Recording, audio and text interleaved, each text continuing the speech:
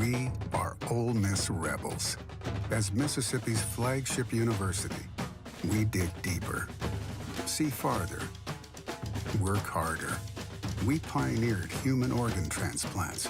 We helped prove Einstein's theory of gravitational waves. We are conducting life-changing research that solves the problems of today. We are Ole Miss, transforming lives and the world. Hey, welcome to the POMcast with Stephen Willis. We're going to start in a few minutes, but I want to tell you to hit up our social sites, retweet, share, comment, like, do all of that stuff. It can only help us out and it'll make the show even better. But we're getting ready to give you a lot of good Ole Miss information, and I just thought I would tell you that because the POMcast is starting. Well, it's starting right now. Wait, no, that's a little early. It is starting right about now. All right, welcome everybody. Wednesday morning POMcast. I'm your host, Stephen Willis. Thank you very much for joining us. Before we get started, I do want to tell you about Travel and Cruise World. This is what I was trying to do. Basically, 1-800-330-7461, 1-800-330-7461. They can help you out. What I was trying to do is we're 20 months into this at this point. Everybody needs a vacation. Central Florida is the place you want to be. These guys can provide a boot on the ground to all the parks, what's going on, to all the beaches, to all the attractions down here, and can help you out. And best part is they can get you the same price you can online.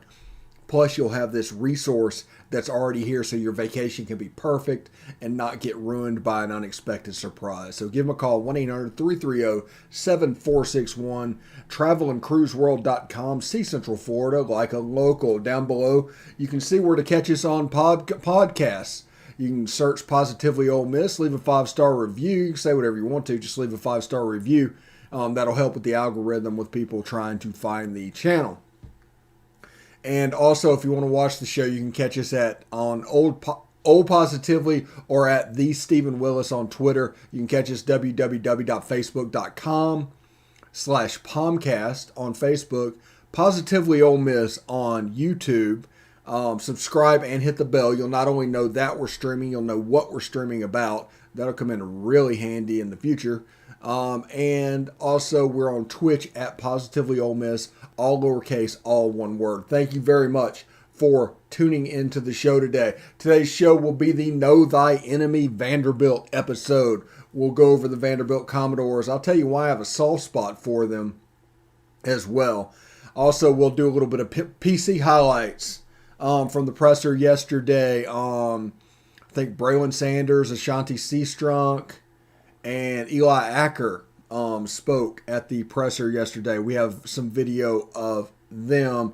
And also we'll tell you about, without getting into too specifics because we can't really talk about that yet, a change that you guys need to start getting used to. That there's going to be different places to find this show, even though this show will not be called what it is right now, but we are going to move on.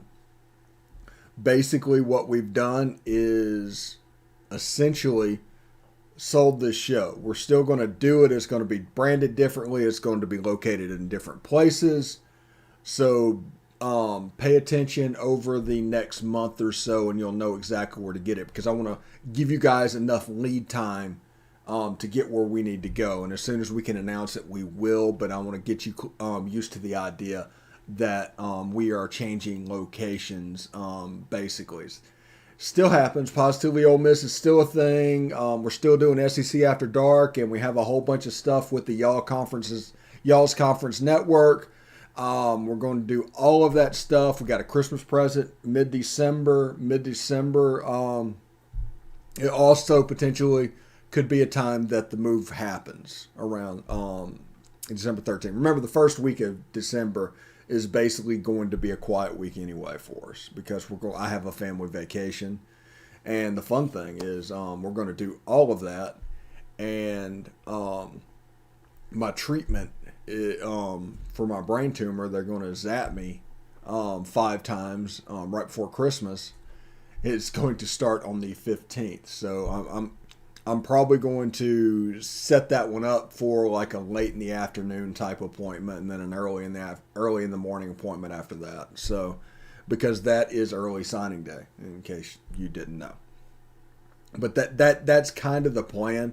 There's some things that I want to do that I might not be able to do, and I really want to hit that early signing day and kind of introduce y'all to the Y'all's Conference Network, and as we bring people in from all over. It's completely competition agnostic. It is completely content agnostic. If you want to join into this circle, you can basically advertise with a bigger piece of the pie because we pair shows back and forth. So it'll be interesting. We'll grow that. That's going to start after the new year. And this show is going to change a little bit in mid-December. So I'm pretty fired up about that. And as more details come in, we will let you know about it. But let's talk about Know Thy Enemy Vanderbilt. And this is probably not going to be one of the most listened to podcasts ever. But Vanderbilt's averaging 15 points a game. They're giving up an average of 35 points a game. It's obvious to see why they're 2-8. Their wins are against Colorado State and UConn, which, what does that say about Colorado State? I need to look them up and find out what they are. Offensively, Vanderbilt is averaging, 297 yards a game. Good grief, poor Vandy. Defense is giving up 459. They're throwing the ball for 182. They're giving up 268. They are running for 115, giving up 190. That tells me they have a line issue. Both of their lines, offensive line, defensive line, that's going to be the first step in this rebuild, is rebuilding the offensive and defensive line, it looks like. Ken Seals, who's had trouble with injuries throughout the year because they have trouble on the line, has thrown for 1,173 yards, 5 touchdowns, 8 interceptions. Remember, I'm the captain and founder of the Ken Seals fan club, but this offense is not fitting him at all, and that offensive line, it's a problem. Mike Wright, who is more of the mobile quarterback, has thrown for 603, 7 touchdowns, 4 interceptions, probably because he can scramble around a little bit. Hey, we're going under 2 hours potentially by the end of this show for the Egg Bowl, so that's pretty fantastic. Also, if you look at rushing, they have 2 backs, including Mike Wright, the quarterback, 2 players that have gone over 300 yards. Rocco Griffin is about to go over 300 yards, so they'll have 3 players over 300 yards shortly. Their leading receiver is Chris Pierce. He's caught 43 passes, 2 of those for touchdowns. Backup is Will Shepard, or second is Will Shepard. He's caught 36 for 416. So, yeah, it's about what you expect. They don't throw the ball much to players out of the backfield.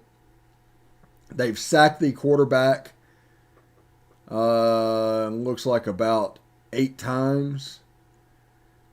Their TFL number is,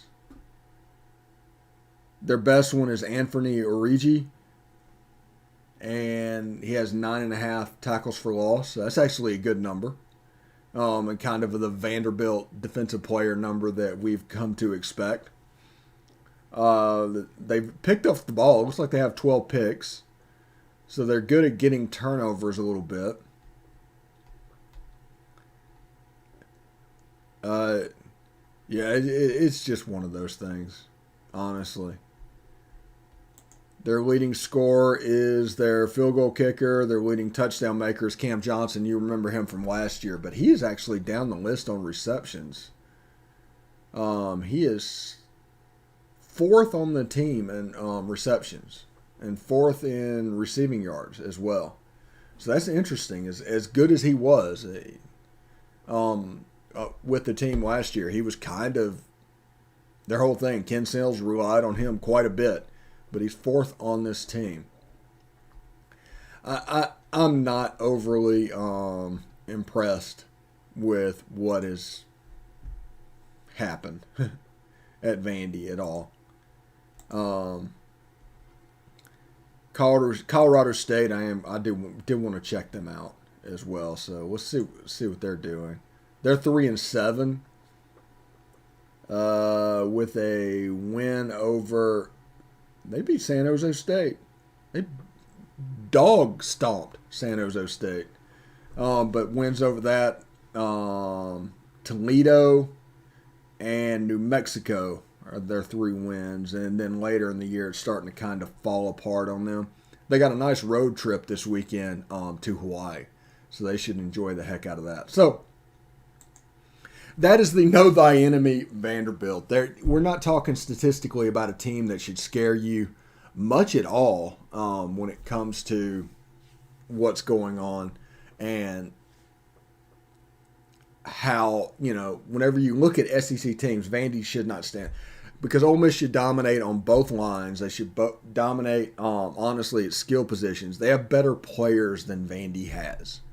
Everybody's nervous about Vandy, but this is not the Vandy that is a typical Vandy. This is a last year type Vandy.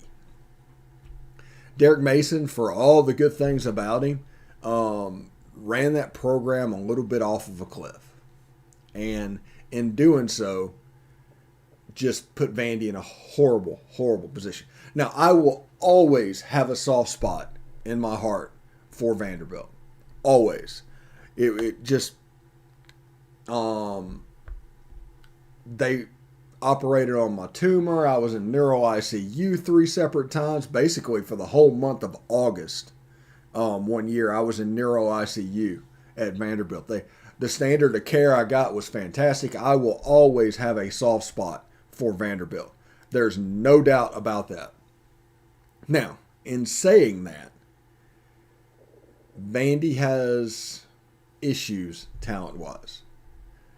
They have a problem being competitive. Now, they beat Colorado State. Good for them. They beat UConn on a last-second field goal. They lost to ETSU. This was a hard year for Clark Lee. This was a hard, essentially, move for him and them to make, moving up, because they have to rebuild everything. This is like a 7-year job at Vanderbilt. They better hope they have the right guy, because they want him to do what he needs to do. It's a 7-year job. And he can build, and you've got all these facilities upgrades and everything that's supposed to happen at Vanderbilt, and he can just slowly chip away. Now, I expect Vanderbilt and Ole Miss, the series, to wind down. This is the game that when Texas and Oklahoma comes in the league and they split East and West, there's a nice, neat thing. Ole Miss is going to lose the Vanderbilt game. And that's fine. There shouldn't be permanent cross-division opponents anyway. But in saying that, I will miss not having it. Now, the problem for them is Alabama and Auburn's going to likely go to the East when Texas and Oklahoma come into the league and Missouri comes over to the West. And that is going to leave poor Vanderbilt to deal with Alabama, Auburn, Florida, Georgia. Tennessee's on their way up. But teams like Kentucky and Vanderbilt, I pretty much genuinely feel sorry for what they have going on. It's a bad look. I'll put it like that. But I do want to say that, like I said, I have a soft spot for Vandy. I want things to go well for Vandy. Things are not going well right now competitively on the field. And I expect a little bit more of the same to happen after that. Now, we are going to do the PC highlights, and when we come back, I will talk a little bit about what I expect from this game and kind of pre-Egg Bowl talk down the road, what's going on. So here's the presser highlights. We'll be back in a few minutes. It's tough. It's real tough. But, I'm just trying to stay in the playbook and learn everything, I don't know where I might go, anything, no matter who might go down or what. I just try to stay ready. Man, it's been a long time coming, man. But my last one in the vault, it's gonna be a special one, man. Just to have my family and friends here, and hopefully go out with a dub. That's our plan. Go 1-0 this week. So I have this be my last game in the vault. So make it the best one. Well, figured out just kind of first of the week, they put me in there running with the ones, and all week just ran with the ones, and then just on Friday kind of figured out I was going to start. And main thing with preparation was a lot of film, watching film, seeing what those guys do, what they're good at, the pass rush moves, all that. It was just something I figured out I could do, and Coach Dirk, he was. All right. Sorry about that. I had a graphic problem, and I went to fix it and accidentally clicked off of it. So that was the press conference highlights. Woohoo! Sorry about that. We'll do better with that next time. So the way I expect this game to go, by the way, everybody will probably get a couple minutes back because of that happening. But the way I expect this game to go is Ole Miss is going to work to try to score as many points as they can as quickly as possible. So I genuinely expect Matt Corral and Braylon Sanders and those guys to come out and kind of turn it loose. I expect double moves. I expect all of that stuff in hopes that this game is 31-0 at halftime so they can recreate what Kentucky did. I expect Ole Miss to try to get up in front as quickly as possible because Ole Miss plays Thursday night. Ole Miss versus Mississippi State. You get your Egg Bowl, you get your Thanksgiving, but that is Thursday night. So the quicker they can get them off the field, the quicker you can start the recovery process. You can have fun and you can get ready for that game because that Ole Miss Mississippi State game has the potential to be quite fun, and in doing so, it's going to be very enjoyable. Like I said, I do not live in the state of Mississippi. I am wired a little bit differently when it comes to games like that. I don't believe in trash talk. I don't believe in anything about the other team. So if you are a fan of another team, let's say Tennessee, and I care about you and this interest that you have for literally 3 hours at a time, and not enough to talk to you about it. That's the way I view it. Because I follow Ole Miss football for my enjoyment, for what I want to do. I don't care about your enjoyment because it doesn't match up with what I want. And I'll compete with you for those 3 days, but I won't talk trash to you. There's no sense in talking trash to you. And at the end of it, it just is either going to go away or you're going to be very happy. You're going to be elated. And that goes with me also being a program fan. See, I'm a fan of the program. I'm not a fan of the games. I don't make sweeping judgments based off of one game. I'm a fan of the program as a whole. When it's time to move on for a coach is when the program gets to the point where I don't see if it can move back. I'm not going to hop on in the middle of the second quarter and say the head coach should be gone. That's not how it'll work. But I expect them to try and score as quickly as they possibly can. I think they are going to blitzkrieg Vandy because they have to, because they want Matt Corral to have the numbers and to be able to sit down at halftime.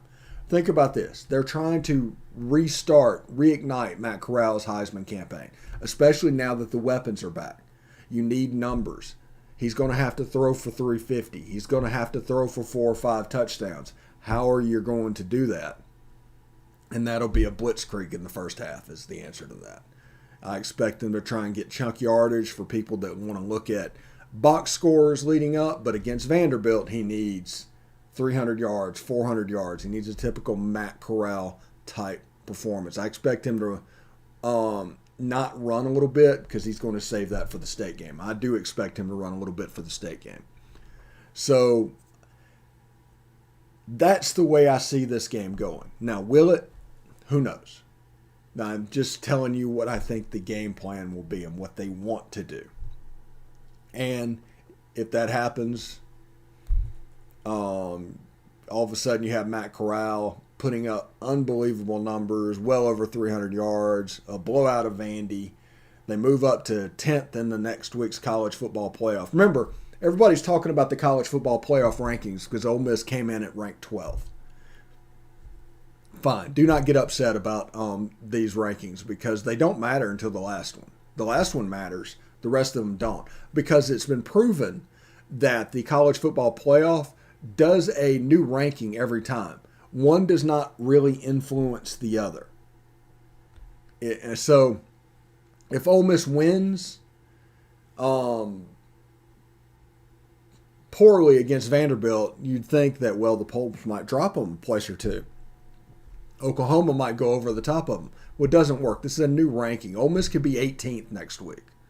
Ole Miss could be 6th next week. Anywhere in between. Because it's so random. It's not a linked ranking to where if you lose a game, you're going to move up a couple pieces. If you or you lose a game, you're going to move down. If you win the game, you're going to move up. It doesn't work that way. Now, there's some things that contribute that's going to look the same way, but these rankings are not based off of normal rankings. Just a heads up there. And Oklahoma State plays Kansas State, I believe. No, Baylor plays Kansas State. Oklahoma State still has Bedlam left to go. Michigan State has Ohio State. Michigan has Ohio State. There's a lot of potential for carnage in the positions above them. It's not worth a single ounce of effort to get upset about these rankings. He's like, Ole Miss is 12th, they're 10th in the polls. Doesn't matter. It's not worth a single ounce of effort. The main thing that you need to realize, Ole Miss is 12th.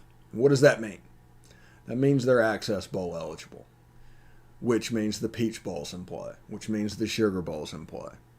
That number is going to be important moving forward because that's the don't need to fall below line for Ole Miss football. And if Ole Miss wins the next two games, they're going to get where they're going to get. And I suspect that if they went out, they could end up in the Sugar Bowl. Alabama at 2, the second-rated college football playoff, and it's not even close. That means if Georgia wins a close one against Alabama, Alabama's not going to fall past 4. You're going to get that game. You're going to get that Alabama-Georgia game in the playoffs, one way or another.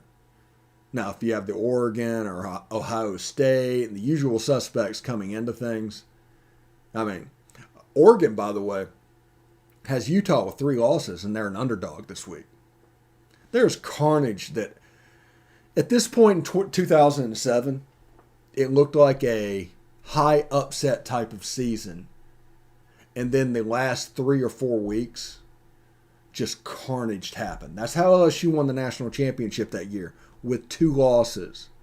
Carnage just happening over and over and over again.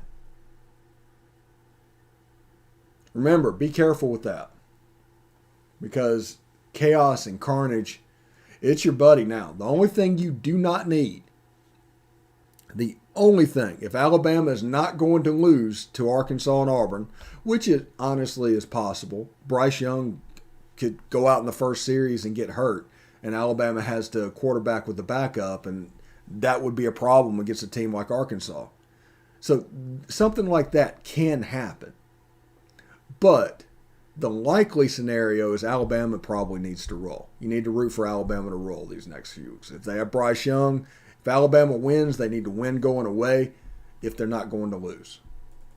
If they win against Arkansas, they need to blow out Auburn.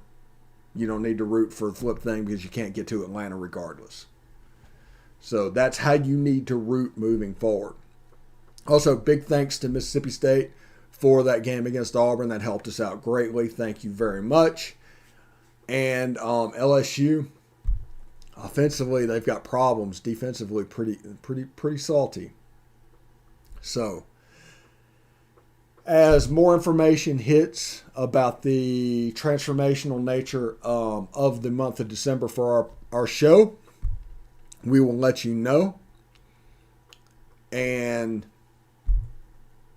we'll see what happens. It's going to be a couple of things that come to the forefront. So thank you very much for tuning in today. And obviously tune in tomorrow for more. And have a great time, okay? Hotty toddy.